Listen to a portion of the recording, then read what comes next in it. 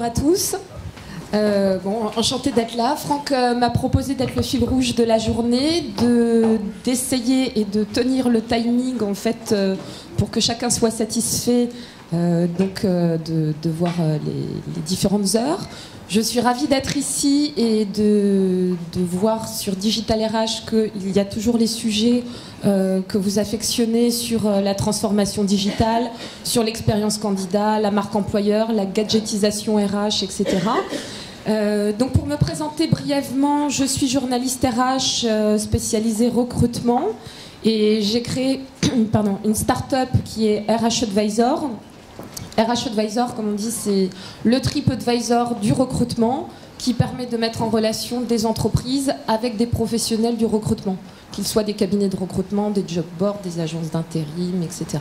Voilà. Comme TripAdvisor, il y a des avis de candidats et de clients sur les professionnels du recrutement. C'est un petit peu le Glassdoor ou meilleure entreprise, mais le versant professionnel du recrutement.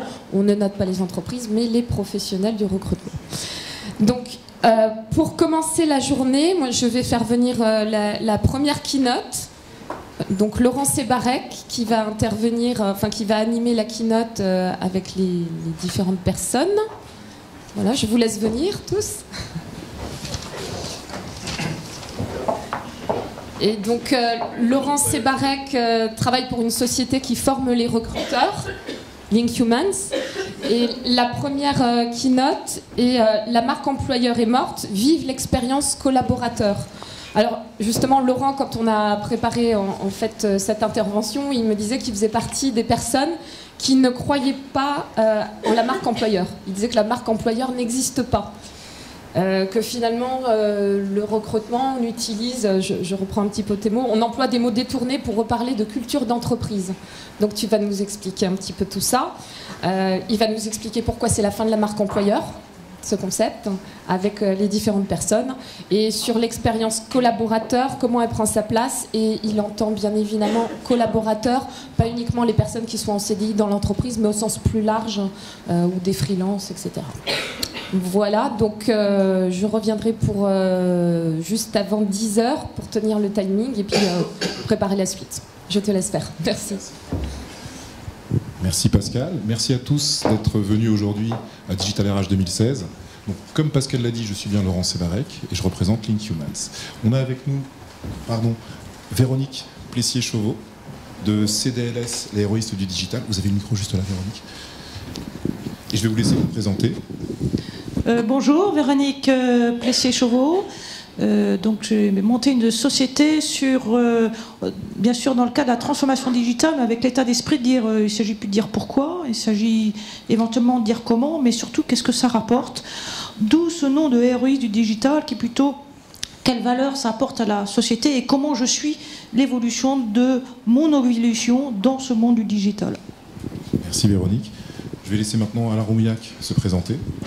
Bonjour, donc Alain Roumillac, je suis le président du groupe Manpower en France. Et pour revenir sur le sujet du digital, nous, on vit ce digital sur deux angles. Le premier, c'est qu'il vient transformer nos métiers historiques, en particulier nos métiers du recrutement et nos métiers du travail temporaire. Et donc, on s'y adapte, on investit sur ces sujets-là et on assure la gestion du changement dans nos organisations. Et puis nous avons développé un certain nombre d'autres offres pour aider les entreprises, pour aider nos clients à aligner leur stratégie RH avec leur stratégie business lorsque justement ils s'engagent dans ces transformations digitales.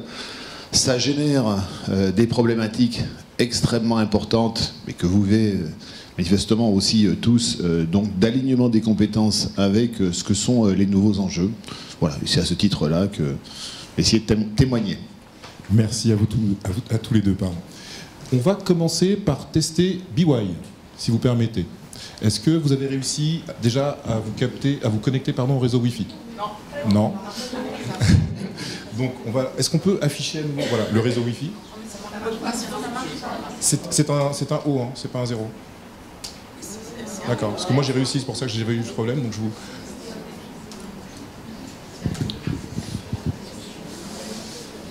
parce que j'aimerais que vous participiez, donc ce serait intéressant que vous puissiez vous connecter.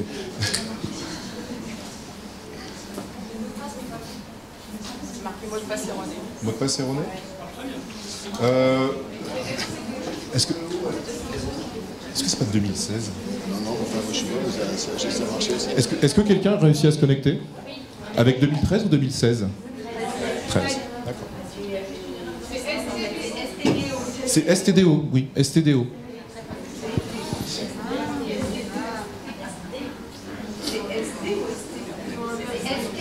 STDO, STDO, c'est peut-être pour ça. Donc STDO 2013. Donc nous sommes tous digitaux, ça y est. Maintenant, BY. J'essaie de pas tomber. BY. Donc je vous invite à aller dans votre navigateur, à inscrire donc by.net. Et puis ensuite, vous pourrez rentrer donc l'identifiant de l'événement, DRH 2016.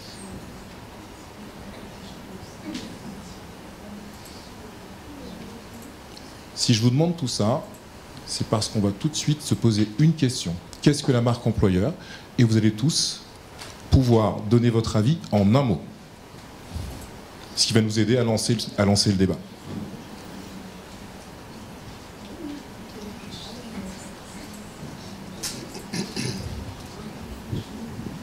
by.net, BEWI.net.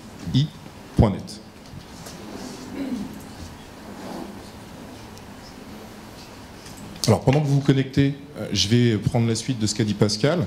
Je fais partie des gens qui pensent que la marque employeur n'existe pas, donc je ne vais pas le répéter trop fort non plus, parce que peut-être que certains en sont convaincus. Et effectivement, je pense surtout que les collaborateurs d'une entreprise ne sont pas les personnes simplement qui y travaillent, et que des personnes qui sont à l'extérieur de l'entreprise, qu'elles soient freelance ou même non salariés de l'entreprise, peuvent également être des collaborateurs et être des points de contact déjà pour avoir des informations sur l'entreprise et créer une appétence. Un peu comme finalement on l'a avec un produit, un service. Toute personne qui rentre en contact avec l'entreprise et qui l'apprécie devient, dans un sens, un collaborateur. Donc, est-ce que vous avez pu mettre un mot ou une expression? Oui?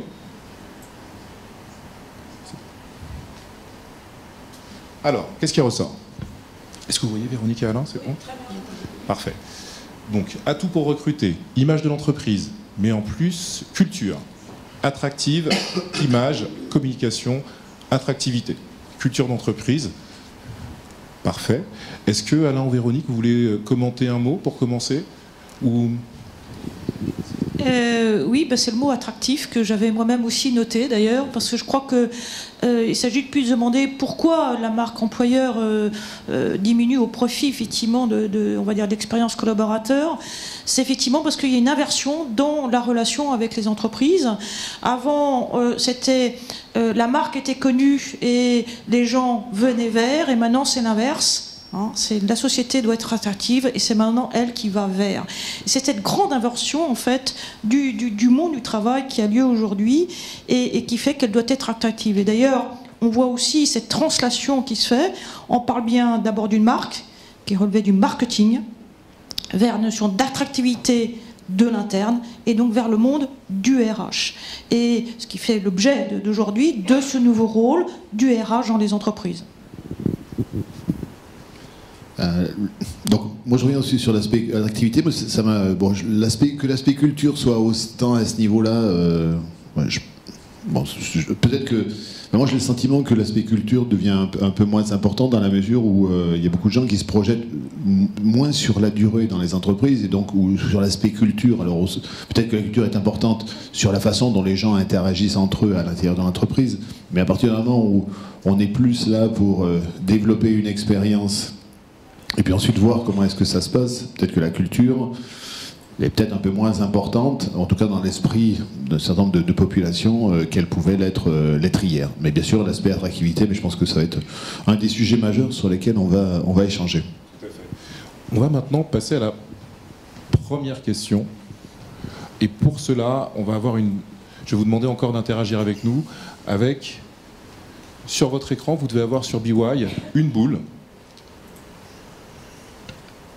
bleue. que vous allez simplement pouvoir projeter vers l'écran. À 3, 1, 2, 3, allez-y. Ah. Est-ce que la boule est bien là? C'est l'agilité du RH qui est testée.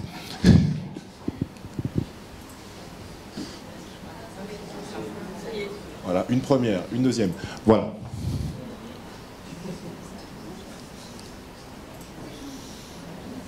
Vous y êtes presque.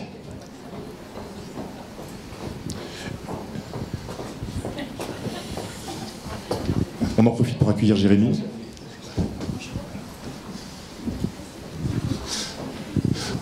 Pendant qu'on... Voilà. Et voilà ce qu'on découvre maintenant. L'expérience collaborateur. Donc le thème d'aujourd'hui, la fin de la marque employeur, ou sa mort, vers l'expérience collaborateur. Et Jérémy nous a rejoint, donc je vais lui laisser juste 10 secondes peut-être pour s'introduire rapidement. Bonjour Laurent, bonjour tout le monde, désolé pour mon retard. Donc je suis Jérémy, le fondateur de Monkey Tie en premier lieu, leader de matching affinitaire pour le recrutement et la mobilité interne, et cofondateur du Lab RH, donc le laboratoire collectif des acteurs de l'innovation RH, qui regroupe aujourd'hui plus de 250 startups dans le milieu RH en France. Merci Jérémy. Donc maintenant qu'on a lancé ce mot ou cette expression d'expérience collaborateur, on peut s'attarder un petit peu sur pourquoi c'est la fin de la marque employeur. Et je vais laisser donc Alain, Véronique ou Jérémy commencer sur cette partie qui va nous permettre ensuite de vraiment aborder l'expérience collaborateur au sens un peu plus concret. Moi, je veux bien démarrer peut-être par un aspect de contexte. Et peut-être un peu segmenter les différentes populations. Parce que souvent, quand on parle de ces sujets-là, on est en train de parler d'une partie simplement de la population, et en particulier de la population active. Ce sont les gens qui ont la compétence qui aujourd'hui est demandée par le marché, qui sont souvent sur justement des compétences qui sont des compétences rares, ou en tout cas des compétences pénuriques, et qui ont aussi une capacité de mobilité et de choisir avec les entreprises avec lesquelles ils travaillent.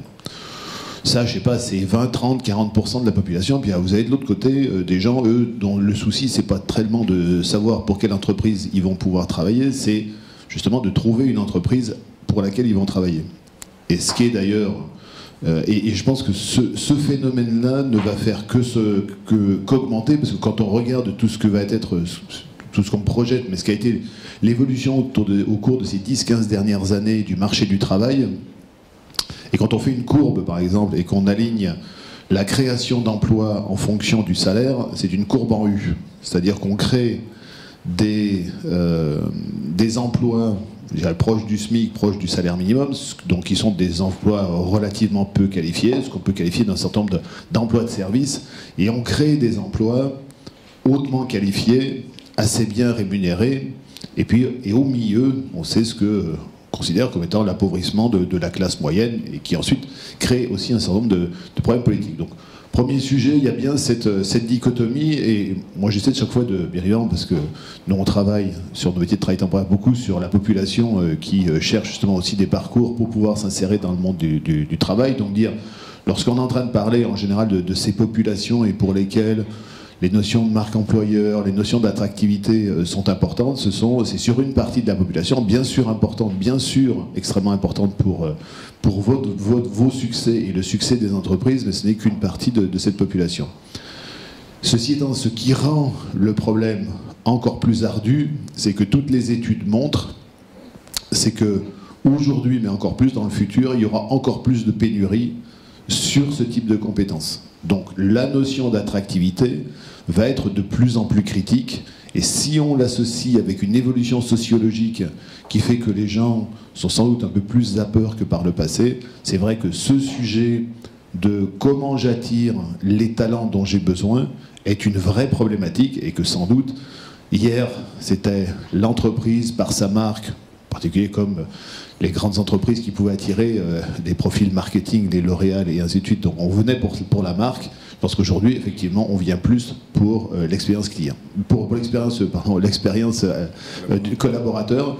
Et ce phénomène, à mon sens, ne va faire que s'accentuer dans les années qui viennent. Encore une fois, évolution sociologique et pénurie de talent sur une partie de la population. Merci Alain d'avoir bien précisé la dichotomie, effectivement, parce que tout le monde n'est pas concerné par ce phénomène, et c'est important de le signaler. Tout le monde aujourd'hui n'a pas la possibilité de travailler là où il le souhaite, entre guillemets. Véronique ? Effectivement, je partage tout à fait cette analyse, et en disant que ma vision, c'est que c'était une transformation profonde du monde de l'économie, c'est une transformation profonde du mode de travail, c'est une transformation profonde du rapport avec les entreprises. Il suffit d'observer ce qui se passe aussi en dehors de la France, notamment en Europe. Vous savez que Deutsche Bank va pas bien, mais parce que ça fait des années que Deutsche Bank n'attire plus les talents et ne garde plus les talents. C'était annoncé, on le savait. Et aujourd'hui, donc ce mouvement est là. Et c'est au-delà de rendre attractif, c'est de dire, c'est ce changement profond de mentalité qui est de dire, c'est pas le package financier qui m'intéresse, et on inverse les valeurs. Il y avait le mot valeur tout à l'heure. C'est dire en quoi la société va m'apporter, et ce que je peux apporter moi aussi, parce qu'on rentre dans un esprit entrepreneurial, ça va dans les deux sens. Les jeunes, on voit bien aujourd'hui, ne sont plus des simples consommateurs, ils ont envie des deux, et moi j'apporte quoi, et la société m'apporte quoi, comment je peux grandir avec elle, et qu'est-ce qu'elle va m'apporter. Et c'est cet ensemble d'éléments qui font que cette transformation est irréversible. Et il y en a pour preuve, peu importe que ce soit des sociétés du CAC 40 ou de la start-up, pour prendre deux extrémités, ce qu'on sait aujourd'hui, c'est pas les grands qui vont gagner. C'est pas les petits qui gagnent. C'est ceux qui vont plus vite que les copains.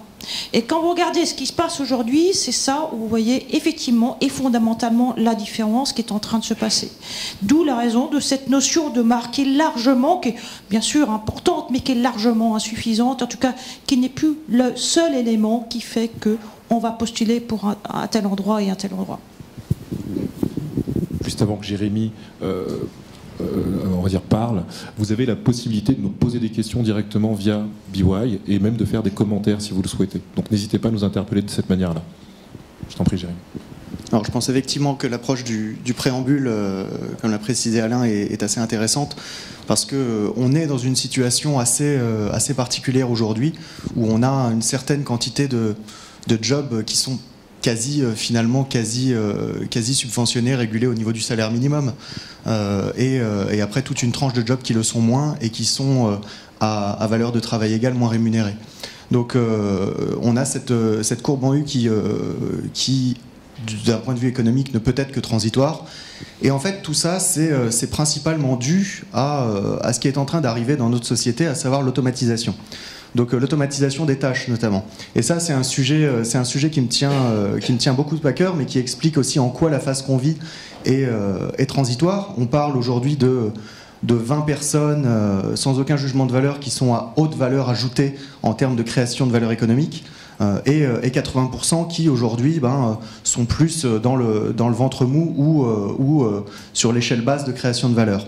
Il faut savoir que d'un point de vue cognitif, puisque c'est là que ça se passe, ça n'a rien de naturel. Concrètement, ce qui se passe, c'est qu'il y a des tâches qui sont complexes et d'autres qui sont moins complexes. Les tâches qui sont assez peu complexes, on les appelle les tâches routinières. Ces tâches routinières, c'est des tâches qui sont assez faciles à comprendre et donc assez faciles à automatiser. Parce qu'à un moment donné, ça coûte moins cher de les faire faire par une machine que par un humain. Et parce qu'elles sont faites avec une meilleure régularité dans le temps. Donc ça c'est le postulat de base, et c'est ce qui est en train d'arriver. Chaque fois qu'on peut gagner des points de productivité, de compétitivité en automatisant, on est contraint de le faire sur un certain horizon de temps, parce que sinon la concurrence elle le fait. Et donc petit à petit, pour l'entreprise, ne restent que les tâches dites non routinières, les tâches plus complexes, qui elles sont beaucoup plus difficiles à comprendre, beaucoup plus difficiles à reproduire, et qui nécessitent certaines compétences spécifiques. Et ces compétences, c'est des compétences dites cognitives. Capacité de créativité, capacité de communication, de coopération pour travailler ensemble, ce qu'on appelle l'esprit critique, capacité de discernement, analyse. Et donc toutes ces compétences-là ne sont pas des compétences qui sont d'une apprises dans le milieu scolaire et qui ne sont pas développées donc naturellement dans le système dans lequel on vit. On travaille dans un système qui développe plus la compétition que la collaboration, et on travaille dans un système qui favorise plus la reproduction que la créativité. et l'apprentissage que le raisonnement. Et donc finalement, on arrive dans un système où 80% de la population se retrouve totalement inapte face à ce nouveau besoin de compétences. On est sur un autre sujet, mais qui découle de l'évolution naturelle, c'est que finalement, la tendance naturelle, la manière dont le cerveau est câblé, fait que ce rapport devrait être totalement inversé. 80% des gens devraient être capables d'effectuer ce genre de tâches, et à peu près 15 à 20% ne devraient, d'un point de vue, j'ai envie de dire, câblage cortical, ne pas être capables de le faire. Et donc, on voit bien qu'on a un gros levier de progrès, et donc en ça, je suis nettement moins pessimiste et déterministe sur le fait que d'ici peut-être pas 5 ans, mais d'ici 20 ans, on aura une population qui ne sera pas du tout adaptée. On est capable d'adapter la population, c'est un autre enjeu, c'est pas la discussion d'aujourd'hui, mais c'est en ça que j'explique qu'aujourd'hui, c'est une phase transitoire.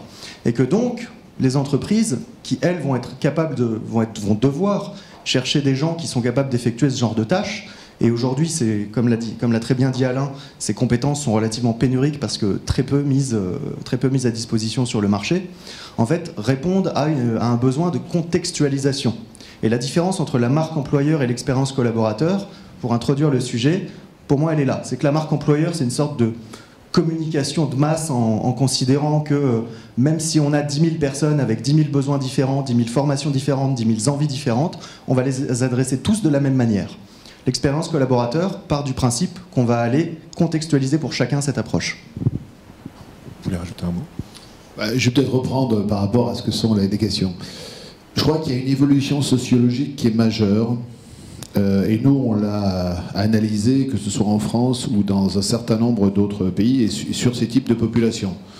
Et en particulier, pour accompagner, nous, on fait à peu près, pour le compte de nos clients, 20 000 recrutements par an. Et bien évidemment, les recrutements qu'on nous confie sont plutôt sur des sujets un peu pénuriques. Ce qui commence, et on a fait la même étude lorsque on détache chez nos clients des personnes dans le domaine de l'IT, que ce soit en France, en UK ou aux États-Unis. Je pense que d'abord, les gens commencent en particulier les jeunes, commencent à comprendre qu'ils n'auront pas des carrières linéaires et que ce qui est le plus important, c'est pas là où ils vont et le contrat qu'ils ont, c'est la compétence qu'ils vont être capables d'y développer. Et on voit arriver de plus en plus, et lorsqu'on pose un certain nombre de questions, qu'est-ce qui est le plus important pour vous? Et sur ces populations, c'est en quoi est-ce que l'expérience que je vais avoir va me permettre d'enrichir mon CV. C'est-à-dire que ça me permet de jouer le coup d'après. Parce que j'ai bien compris, je pense que ça, tu vois, ce sont des évolutions sociologiques assez majeures, que ce qui va faire ma valeur et ce qui va me permettre sur les 40, 45 années, peut-être 50, j'espère pas pour les jeunes, de ma vie professionnelle, ce qui va être ma garantie.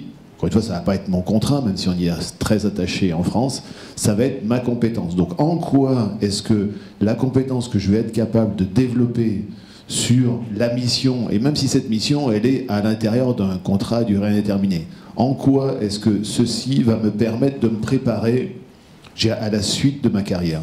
Et ça, on a vu au cours de ces 10 dernières années une évolution majeure de ces sujets-là. Sans doute qu'avant, la sécurité de l'emploi, justement l'environnement dans lequel on travaillait, la rémunération, mais cet aspect-là qui est en quoi est-ce que le job que je vais faire va m'aider à préparer le futur, devient un élément extrêmement important. Et donc on n'est pas sur un élément statique qui pourrait être considéré, la marque employeur pourrait être un élément statique, on est sur un élément dynamique, c'est, encore une fois, qu'est-ce que vous allez m'apporter? Tout à fait. Et pour rebondir sur ce que vous dites à l'instant, il y a aussi un changement sociologique majeur, c'est la manière d'apprendre. On n'apprend plus du tout de la même manière aujourd'hui qu'on le faisait il y a encore 2 ans. Donc je ne parle pas d'il y a 20 ans. Et effectivement, la manière de chercher l'information, de la capitaliser, donne aussi à la force aujourd'hui de travail des différents employés, salariés, collaborateurs, peu importe comment vous les appelez, une manière de se positionner qui est totalement différente et qui fait que la marque en elle-même ne va pas créer une adhésion. C'est effectivement tout ce qui va se passer dans l'entreprise. On va rebondir sur cette question maintenant. C'est pourquoi cette expérience collaborateur dont on parle depuis un petit moment maintenant est stratégique et qu'est-ce qu'elle apporte véritablement, parce que la question c'est ça, c'est-à-dire si on veut vraiment différencier la marque employeur, il faut se rendre compte d'abord de ce que ça va apporter d'un point de vue stratégique. Donc Alain a déjà introduit des choses par rapport à ça, Jérémy l'a un peu touché, et maintenant Véronique aussi va peut-être aussi rebondir sur une de vos questions, mais aller un peu plus dans ce sens. Oui, je vais rebondir sur ces questions que je lis. Moi, ce qui me frappe, c'est qu'en fait, on parle à chaque fois de l'humain. On parle de talent, on parle d'expérience candidat ou collaborateur, et on voit bien que ce grand changement, c'est qu'on remet l'humain au centre des entreprises. Et c'est ça la grande force d'aujourd'hui. Et c'est ce qui fait que les choses sont en train de changer. Et pour moi, un talent, c'est trois choses, qui sont le b.a.-ba du recrutement, mais on va voir ce qui pour moi fait la différence. Ces trois choses, c'est bien sûr un savoir-faire, c'est une motivation et un savoir-être. Un minimum de valeur de savoir-être. L'addition des trois, c'est le standard. C'est quand vous multipliez les trois que vous devenez un talent. Parce que là, vous avez un effet exponentiel. Et c'est ça la force des talents. C'est ce que tout le monde sait faire, mais ils sont en effet multiplicateurs. Et c'est l'exponentiel qui fait que ça gagne. Et ça, c'est la force des talents. Je t'en prie, Jean. Oui, je vous rejoins totalement, et j'y rajouterai même un élément. Et je reviens dessus parce qu'en France, on est aujourd'hui très peu capable de le percevoir. C'est cette notion de cognitif. Encore une fois, qu'on ne sait pas mesurer et que conceptuellement, on n'appréhende pas du tout dans la notion de recrutement, alors que c'est le caractère déterminant de la performance professionnelle aujourd'hui sur les compétences qu'on recherche. Enfin, moi, dans ma société, c'est comme ça que à part que je ne recrute pas classiquement, mais que les entrepreneurs me rejoignent, et aujourd'hui, en un an, on est déjà 40. Et donc, pour rebondir sur cette notion, j'aime bien, moi, apporter la preuve, hein, vous avez entendu, ROI, c'est j'apporte la preuve, parce que tout le monde sait qu'il faut y aller, comment, c'est ce qu'il y a de plus compliqué, et puis comment j'apporte la preuve que ça marche, en quoi ça apporte à mon entreprise, parce qu'on est quand même tous là avec dire et de faire travailler tout le monde. Il y a une grosse société qui s'appelle la SNCF qui a mis ça en place et qui a pris une entité chez elle. Effectivement, il y a une étude mondiale qui dit que 78% des employés ne se sentent pas impliqués dans leur société. C'est carrément vertigineux. Ça prouve qu'il y a du boulot. Je veux bien qu'on parle d'expérience collaborateur, mais il faudrait d'abord que, commençons par le commencement, et c'est le boulot des RH, que les employés qui sont dans une société se sentent ou soient impliqués. On est dans le ressenti, dans toutes ces choses-là. Et on dit on va s'attaquer à ça. Donc, et vous voyez bien qu'on recommence par l'humain. Et donc ils sont intéressés, occupés à satisfaire ou à améliorer la satisfaction, pour qu'ils soient plus impliqués, d'une entité chez eux. Le résultat est le suivant. Pour revenir le contenu, ce qui a été fait, etc., sur 3 mois. Avec 5%, et vous voyez qu'on commence par les employés, et vous voyez qu'on va vers sa proposition, en augmentant de 5% la satisfaction des employés, on a augmenté de 2% la satisfaction des clients, et on a augmenté de 0,5% la marge. Et ce qui est intéressant là-dedans, c'est qu'on inverse sa proposition. C'est des employés contents, font des clients satisfaits, et vous augmentez la marge. Et on est dans le système inverse d'aujourd'hui, dans trop de sociétés, qui est je satisfais mon actionnaire, qui gère des comptes, on ne parle même plus de clients, et vous avez un capital humain. Et c'est cette inversion-là qui dit aujourd'hui, et qui fait que cette transformation est forte, et qu'on peut faire aujourd'hui parce qu'on a les outils, le digital est là pour le faire, et accélérer tout ça. Pour rebondir sur certaines questions que je vois dans le public, je voudrais ajouter un élément, c'est effectivement il y a une mutation, mais la mutation la plus profonde, c'est simplement une application de ce qui se passe depuis la nuit des temps. Ce qui se passe depuis la nuit des temps, c'est que quand on veut faire quelque chose, quand on a la motivation, quand on a l'envie et qu'on a le temps, on arrive très rapidement, avec du temps bien sûr, à devenir quelqu'un qui va maîtriser, puis devenir un expert. Et c'est ce qui fait vraiment la différence, et c'est ce qui change aussi le rapport qu'on a aujourd'hui avec le travail, puisqu'on a envie de reproduire cette expérience très personnelle dans le monde dans lequel on travaille. La plupart des... Je vais te laisser continuer, monsieur. La plupart des entreprises dont on parle beaucoup aujourd'hui ont commencé dans un garage.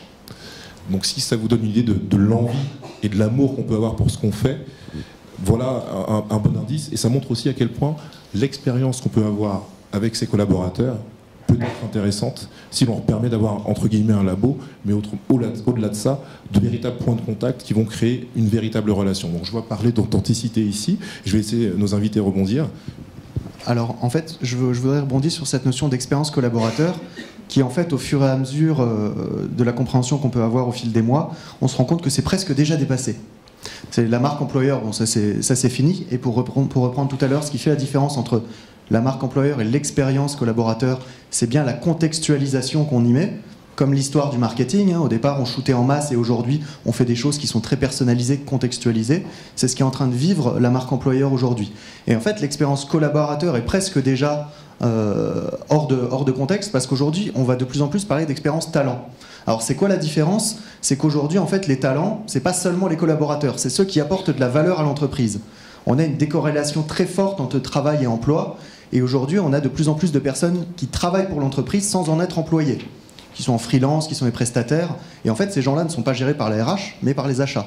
Pour autant, ils créent une vraie valeur au sein de l'entreprise.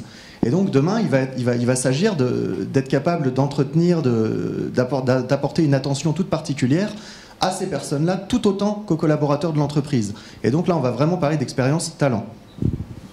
Ouais, moi, je voudrais rebondir sur ce sujet. Je pense que c'est sans doute un modèle, alors il va falloir un certain temps pour qu'on y arrive, mais sur des compétences justement rares et encore une fois liées à ces évolutions sociologiques, où je pense qu'on va travailler de plus en plus sur des approches de type projet ou sur une problématique et on va agréger des talents. Et je crois que le premier à avoir conceptualisé ce modèle-là, c'est Jacques Attali, autour du concept de la troupe de théâtre. C'est de dire finalement, dans les entreprises, on va opérer comme une troupe de théâtre. Une troupe de théâtre, ce sont des gens qui ne se connaissaient pas particulièrement avant, qui, on va dire, s'agrègent par rapport à un projet. Ce projet dure quelques mois, quelques années, et puis à la fin du projet, ils repartent sur d'autres environnements. Je crois qu'aujourd'hui, et encore plus demain, donc l'entreprise qui aura besoin de talents particuliers à un instant T, en fonction de sa problématique, donc ira chercher les compétences, alors soit qu'elle embauchera elle-même, soit qu'elle ira chercher en prestation. Encore une fois, je pense qu'il y en aura de plus en plus demain, puisque on voit bien une évolution du freelance sur ce type de métier. Et donc ce qui va être important, c'est à un moment de créer ce que j'appelle une communauté d'intérêt. C'est qu'est-ce qui fait qu'à un moment, on a intérêt à travailler ensemble. Donc l'entreprise, c'est d'avoir accès au talent dont elle a besoin. Et je reviens sur mon point précédent. Et le talent, c'est-à-dire qui est le talent, on va dire éphémère pour travailler pour l'entreprise, lui, ce qui va l'intéresser, c'est, encore une fois, qu'est-ce que je vais retirer de cette expérience? Je vais bien sûr retirer une rémunération, mais je vais retirer aussi une expérience que je saurais encore valoriser derrière. Donc, et là, je te rejoins tout à fait, Jérémy, c'est bien l'agrégation de plus en plus de talents internes et de talents externes. Et c'est pour ça que je crois qu'on va aller de plus en plus, me semble-t-il, aussi. Je crois que ça va être le rôle, et ça doit être le rôle de la direction des ressources humaines, aussi d'aller comprendre ce que sont ces talents, et pas simplement que ce soit une problématique achat, mais que ça devienne aussi une vraie problématique de ressources humaines. Ce qui nous amène aussi une question qui est, est-ce que finalement ce ne sont pas les nouveaux modes de travail qui dictent ce changement on va dire, de termes et d'approche? Oui, je partage effectivement, alors pour le coup, effectivement à 100%, et ça c'est un tsunami. Et d'aucuns disent qu'en France, dans la décennie qui vient, 40% des personnes travaillant pour les entreprises sont en dehors de l'entreprise. Alors c'est déjà comme ça pratiquement outre-Atlantique. Et ça, c'est un changement colossal. Ça veut dire plusieurs choses. Ça veut dire d'abord que il y a d'un côté un socle avec des jobs, CDD, CDI et des éléments contractuels, et de l'autre côté des gens qui sont en mission. Quand vous êtes en mission, vous êtes dans un autre rapport à l'entreprise, parce que vous n'êtes pas dans un lien de subordination. Et ça a du sens. Parce que vous êtes efficace immédiatement. Et c'est ce que recherchent les entreprises. Le bon talent au bon moment, pour une durée déterminée. Et d'ailleurs, vous rentrez dans un monde qui est positif. D'ailleurs, on parle de mission. On parle de temps partagé. En France, le temps partiel, c'est horrible, c'est uniquement pour le salariat. Quand vous êtes hors salariat, on est positif. Et on parle de temps partagé. Je dis ça parce que je suis moi-même manager de transition, et je trouve ça absolument passionnant. Et puis, ça donne cette agilité, on le disait, c'est quand vous êtes en dehors de l'entreprise, vous devez vous adapter en permanence à d'autres et des environnements qui sont jamais les mêmes. Et c'est absolument passionnant. Je dirais, c'est difficile, c'est pas donné à tout le monde, mais c'est typiquement où là, il y a un fort travail de formation à faire au préalable, et non seulement dans les écoles, dans les universités et autres. Mais c'est ce changement qui est là, et ça, c'est une lame de fond qui arrivent. Et encore une fois, c'est ce qu'on disait, c'est ce nouveau rôle des DRH dans les entreprises qui est de prendre en considération l'ensemble, j'aime bien ce terme de communauté, en agilité, parce que c'est des modes projets qui se font, se défont et recommencent. Et c'est ça le ciment finalement d'une entreprise, ou de ces nouvelles formes d'entreprise.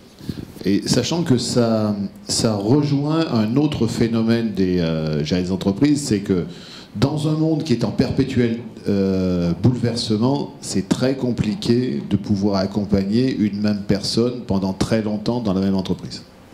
Donc il y a un besoin de formation extrêmement important. Il y a un besoin aussi d'anticipation, parce qu'il faut que je forme, mais sur quoi, quels sont les sujets dont j'ai besoin. Donc on voit bien aussi que toutes les entreprises, toutes les directions d'entreprise se disent, il faut que je me focalise sur simplement un cœur de ressources, parce que d'abord, je vais sans doute pouvoir trouver à l'extérieur des gens plus compétents, et surtout, ça va devenir tellement compliqué dans un monde qui bouge à vitesse grand V, d'adapter mes ressources au contexte qui est le mien.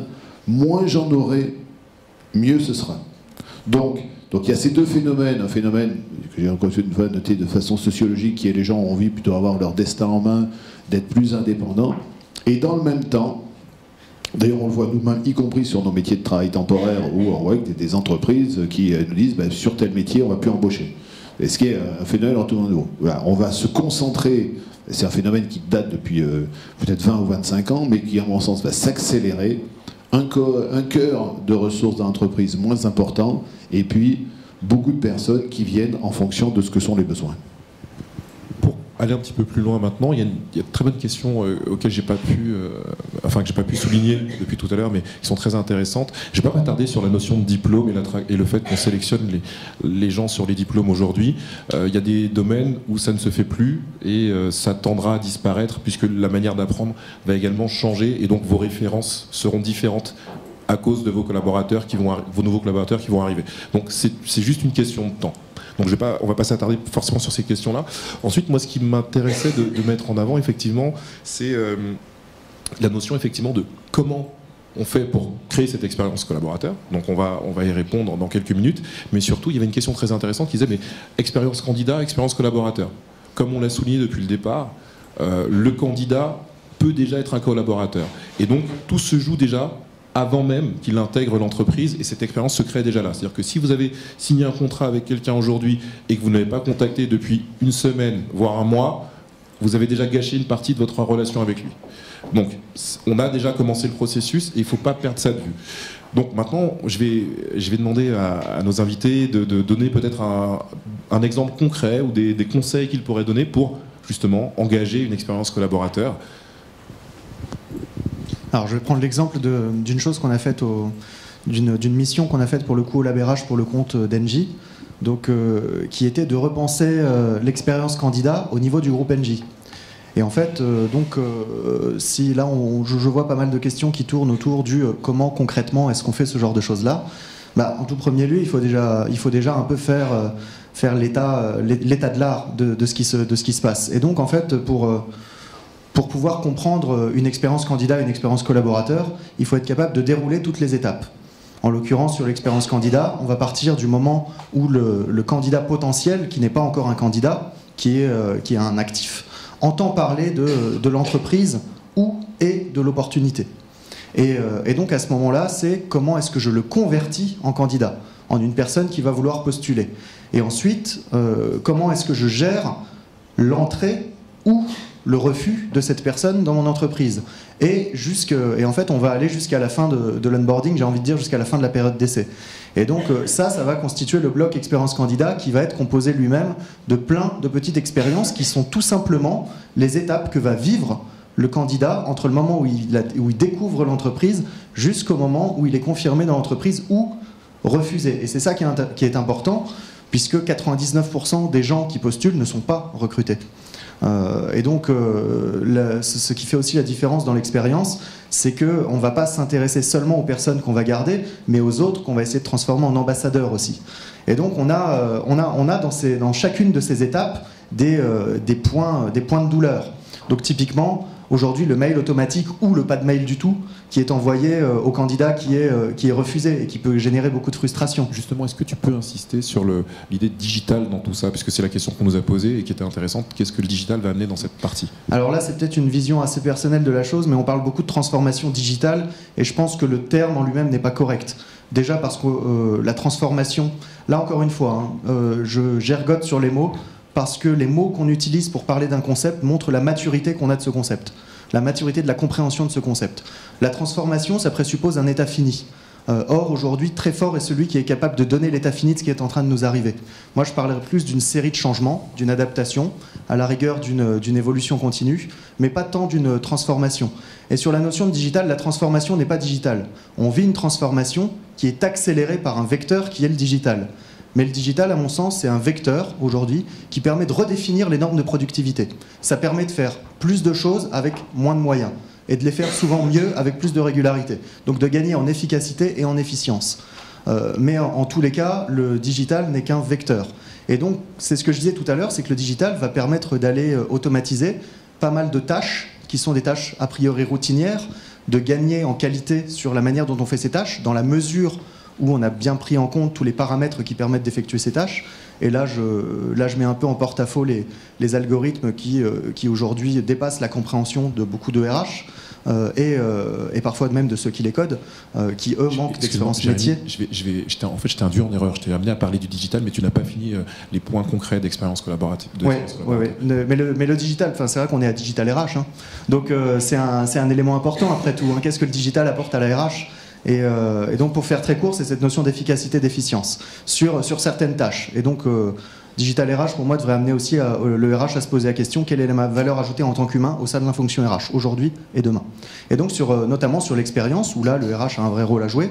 Donc, sur l'expérience candidat, où par exemple, quand je découvre l'entreprise, est-ce que ça a encore du sens de mettre entreprise leader dans son secteur, recherche quelqu'un qui sache faire ça, ça, ça, diplôme grande école ou équivalent, on va me dire ce que c'est que l'équivalent d'un diplôme de grande école, qui derrière ne va pas du tout s'intéresser au candidat. C'est bien sûr, on va chercher un profil motivé, machin, tout ça. À quel moment on s'intéresse à ce que veut le candidat? À quel moment on prend en compte? Aujourd'hui, l'expérience candidat, c'est ça. C'est se dire, écoutez, candidat, oui, moi j'ai des besoins, mais je vais aussi prendre en compte tes besoins dès le début. Et pas une fois que je t'aurai en face et que j'en aurai éliminé 200 avant. Et donc ça, c'est un point concret de l'expérience candidat. C'est comment est-ce que je fais pour intégrer la volonté, les désirs, les besoins du candidat très tôt dans le processus, dès la découverte. Merci Jérémy. Alain ou Véronique pour un conseil ou des... Oui, moi j'ai 3 mots. Le premier, c'est d'être innovant. Alors ça veut tout rien dire peut-être, mais en tout cas, c'est de comprendre quels sont les nouveaux usages. Et si vous ne mettez pas, et en tant que RH, c'est-à-dire faire une veille sur ce qui se passe sur les nouveaux usages. Donc c'est d'abord d'aller faire de la veille concurrentielle, de regarder ce qui se passe, et d'organiser à l'intérieur de soi et en transversal avec d'autres, de regarder ce qu'il y a. Si on ne sait pas ce qui se passe sur les nouveaux usages, on meurt. Tout le monde connaît Kodak, qui a complètement loupé le numérique, ils sont morts. Et un géant comme ça, mourir aussi vite, personne ne l'eût cru. Je vous en annonce d'autres. Au hasard, l'automobile. On sait que dans les grandes villes, dans 10 ans, il y aura 80% du parc automobile en moins. Qu'est-ce qui se passe? Rien. Je pense à rien. Bon, donc c'est ça, les nouveaux usages, et c'est le rôle du RH, parce que s'il comprend ça, il comprend quels sont les nouveaux métiers et comment il faut orienter les choses. Innovant. Ensuite, il faut être agile.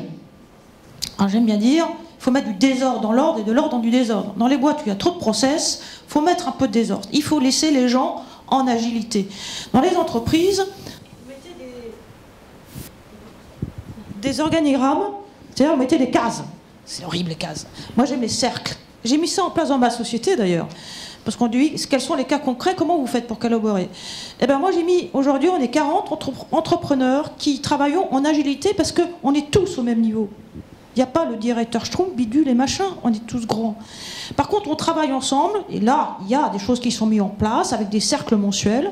C'est joli le mot cercle, d'ailleurs, c'est plus joli que la case.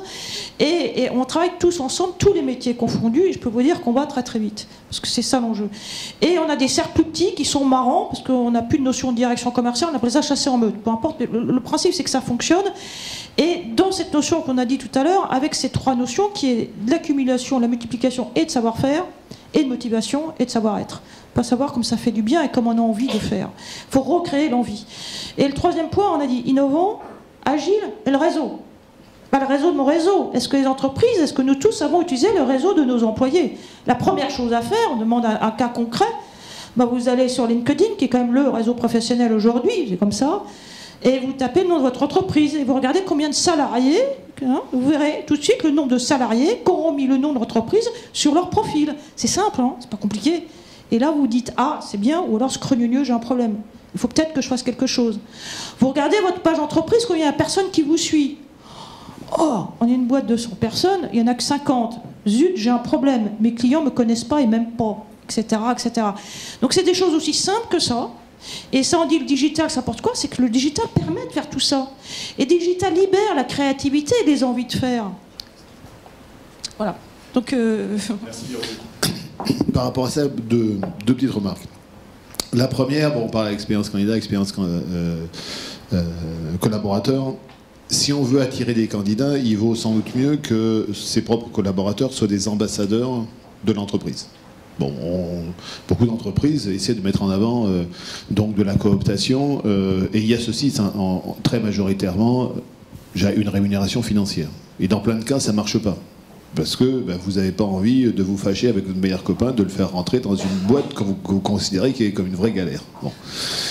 Donc, je crois que c'est un point important. Je crois qu'aujourd'hui, et vous avez parlé tout à l'heure de l'engagement des collaborateurs, et c'est un sujet extrêmement important.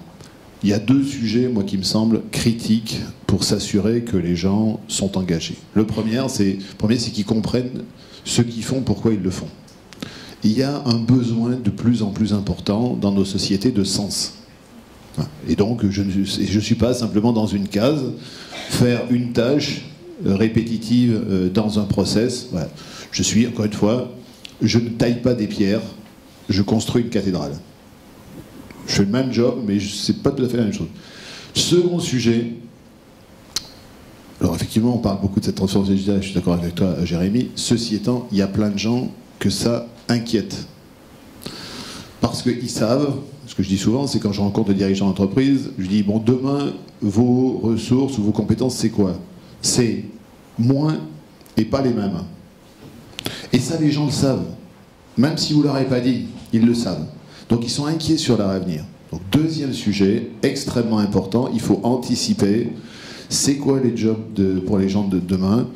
Justement, ceux qui sont dans l'entreprise, comment est-ce qu'on va les accompagner vers les nouvelles mutations de l'entreprise et pour qu'ils se sentent à l'aise par rapport à ça. Donc, voilà, déjà, si dans l'entreprise, on donne du sens aux gens par rapport à ce qu'ils font, et deuxième sujet, on est capable de leur donner des trajectoires sur comment est-ce qu'on va les accompagner et pour qu'ils puissent être encore efficaces demain, je crois qu'on augmente de façon importante leur engagement et on en fait de plus en plus des ambassadeurs vers l'extérieur. Merci à vous. Je rajouterais pour des choses concrètes, il y a des travaux qui sont menés en France, aux États-Unis, justement sur l'expérience collaborateur.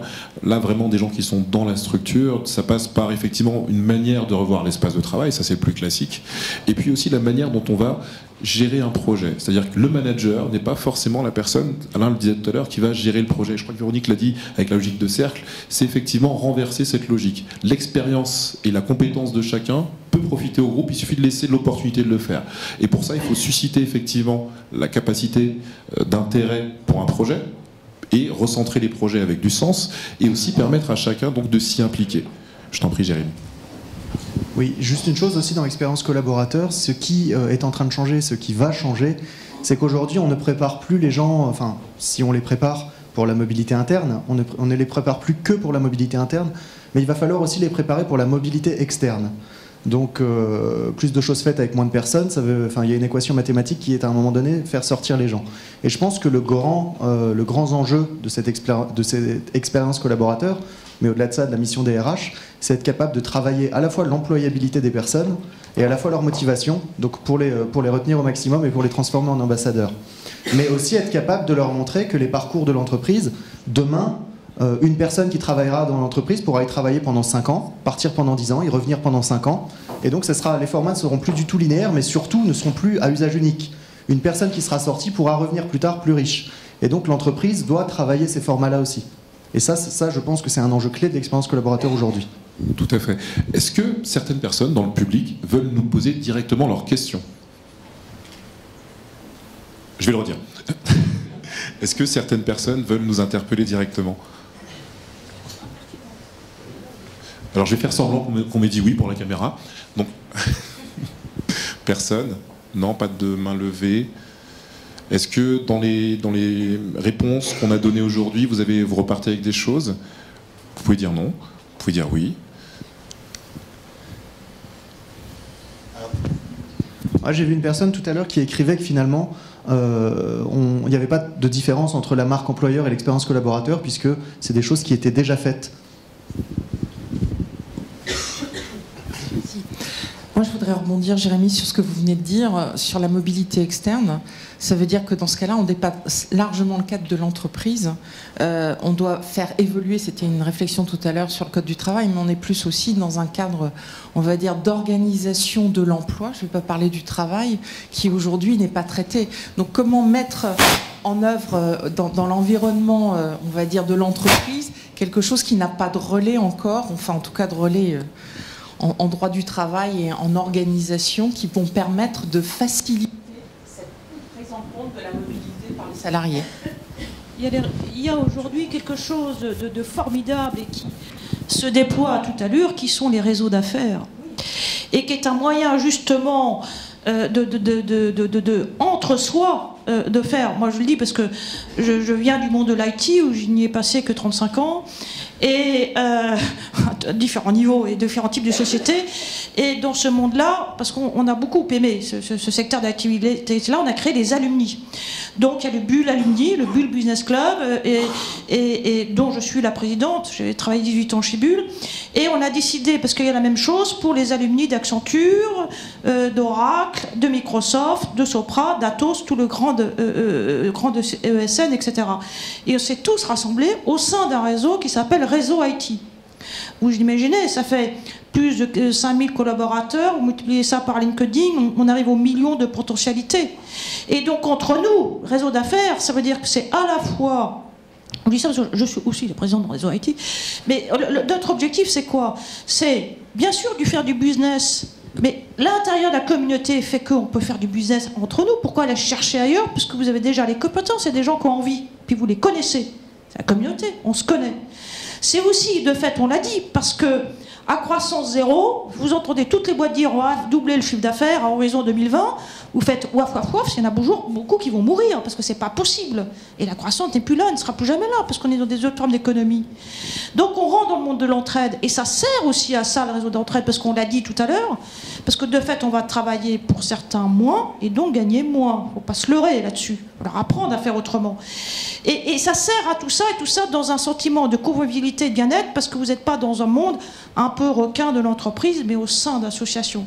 Et ces réseaux d'affaires, il y a ceux-là mais il y en a partout et ça se démultiplie à toute vitesse, qui est une autre manière de dire, parce que c'est pas à l'État de tout faire, c'est à chacun d'entre nous aussi de faire et d'organiser l'emploi autrement. Et vous n'imaginez pas le nombre d'initiatives qu'il y a.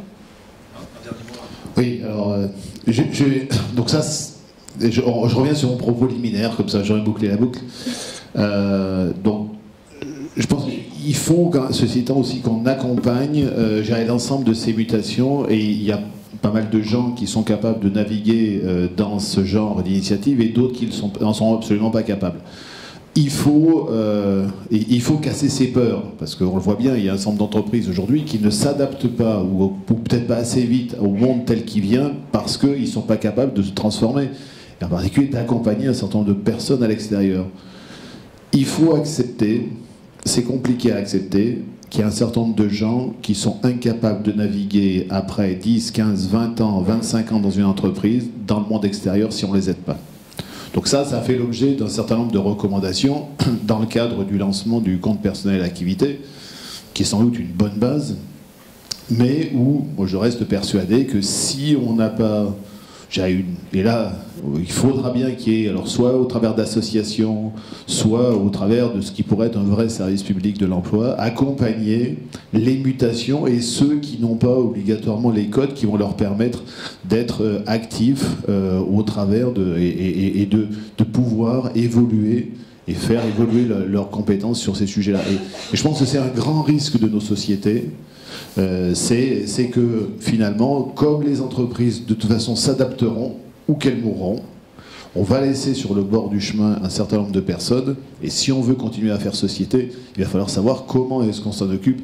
Et franchement, c'est pas juste en leur donnant un revenu minimum garanti, c'est aussi en les accompagnant et en acceptant, c'est pas politiquement correct, que beaucoup ne seront pas capables de s'en débrouiller tout seuls.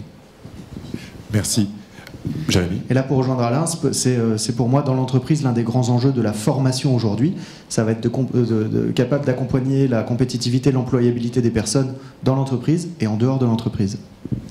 On va conclure maintenant cette première keynote. Je vous remercie tous d'y avoir assisté. Je remercie Véronique Plessier-Chauveau de CDLS, l'héroïste du digital, Alain Roumillac, PDG France de Manpower Group, ainsi que Jérémy Lamry, président de Monkey Taille et du LabRH. Ok.